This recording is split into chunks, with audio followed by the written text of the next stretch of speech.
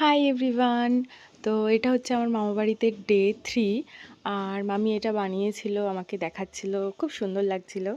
আর সকালবেলা আমার তো খুব লুচি খেতে ইচ্ছা করছিল, মামিকে বলতেই মামি সঙ্গে সঙ্গে বানিয়ে দিয়েছিল।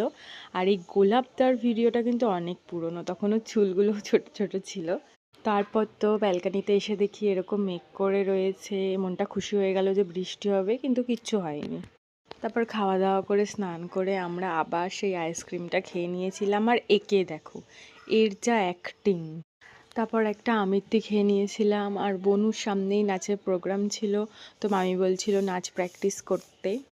আর বনু প্রায় অনেক বছর ধরেই নাচ শিখছে, আর ভীষণ সুন্দর ডান্স করে। আর এখানে বারবার রেগে যাচ্ছিল কারণ গান চালিয়ে বারবার বন্ধ করে দেওয়া হচ্ছিল। আর ও অনেকগুলো স্টেজ শোও করেছিল, সেই ভিডিওগুলো না হয় আমি পরে অ্যাটাচ করে দেবো।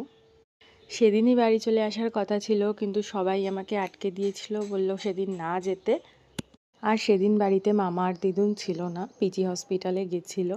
তো বনু যখন স্কুলে গেছিল, আমি আর মামি ওকে আনতেও গিয়েছিলাম। আর এই 2-3 দিন তো এত হাবিজাবি খাওয়া হয়ে গেছিলো, আমার শরীরটাও বেশ খারাপ করছিল। তো পরের দিন সকাল সকাল বাড়ি চলে যাচ্ছিলাম। আর এসছিলাম একা, বাট আমি যাচ্ছিলাম আমার দাদাইয়ের সাথে। এতটা গরম পড়ছিল কিছুদিন ধরে, তো বেলায় গেলে খুব কষ্ট হয়, তো আমরা সকাল সকালই বেরিয়ে পড়েছিলাম। আর বাড়ি আসতে আসতে তো আরও শরীরটা খারাপ হয়ে গেছিলো, তো একটা ওআরএস খেয়ে নিয়েছিলাম।